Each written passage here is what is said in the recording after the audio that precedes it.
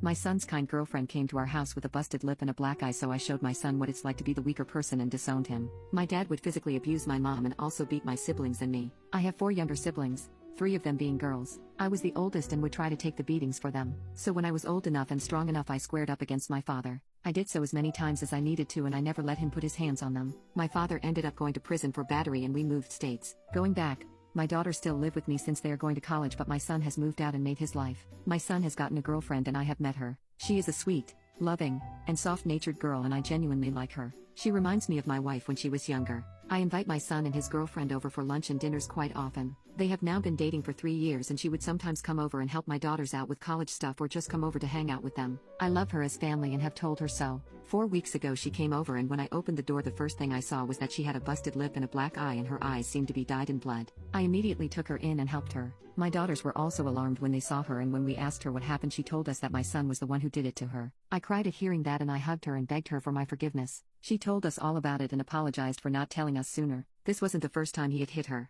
I've asked her if she has told her parents or the cops and she said that we were the first person she felt like going to. I cried. I reassured her that she was safe there and not to worry. I asked my daughters to clean up a spare bedroom for her as she would be staying. I cannot describe how I was feeling, but you guys can. Imagine it. I spent hours just staring at the black TV screen looking at my reflection. A few days after she came to us, I invited my son over for dinner. I had her consent and knowledge to do so first. My son came over and I've instructed my daughters to keep her in their rooms and to pretend they weren't there. She was with them as well in their rooms. When my son knocked on my door and I saw him again, I felt sick and my blood boiled, but I kept my composure and we sat down to eat. I kept looking at his hands and knuckles and there were faint scraps and marks. I asked my son basic questions trying to seem normal and nice, but the whole time I didn't see him as my son anymore. I saw him as my father and I didn't like that feeling. He acted normal until I asked him how everything was with his girlfriend and he choked on his food for a moment and told me, "Everything is fine. She's just busy with work and I haven't seen her in a while." I just nodded and say, "Oh, that's nice. Glad she's doing okay." We finished eating and I washed the D.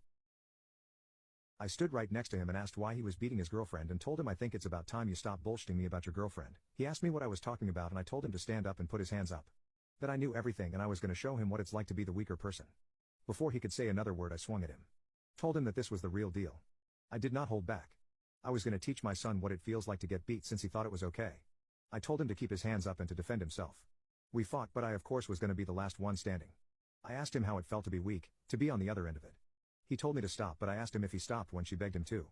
I didn't stop beating him until his girlfriend came downstairs and screamed at me to stop. He looked horrified at seeing her. I told him that he was lucky she didn't tell her dad because her dad would have made him bury his own grave, that he was lucky no one told the cops because people in jail or prison aren't fond of men who beat women. That he was lucky I am not putting him down like the animal he is. I told him how disgusting I felt being the father of a man who beats his girlfriend, that at this point on he was no longer part of this family and to get the F out of my house. That he was a disappointment to everyone in this house. Seeing how I left him reminded me of how she came to me. I tossed him some napkins and told him to clean himself up on the way to whatever poop hole he came from. I cried once he limped out of the front door. I told his girlfriend that moving forward was her choice and I would support her. If she chose to stay here she was more than welcome to. If she chose to continue her relationship with him then I would be doing random welfare checks. I told her how sorry I was that something so horrible happened to her and that it was my fault. It has been a few weeks and I didn't realize that I had a broken nose, but that is okay. She chose to end the relationship with him and she has been staying with us. I feel like poop. I keep seeing the red stains on the couch and carpet and I keep asking myself if I did the right thing, if there were other options. I no longer had a son and that hurt me. I do not know if I did the right thing.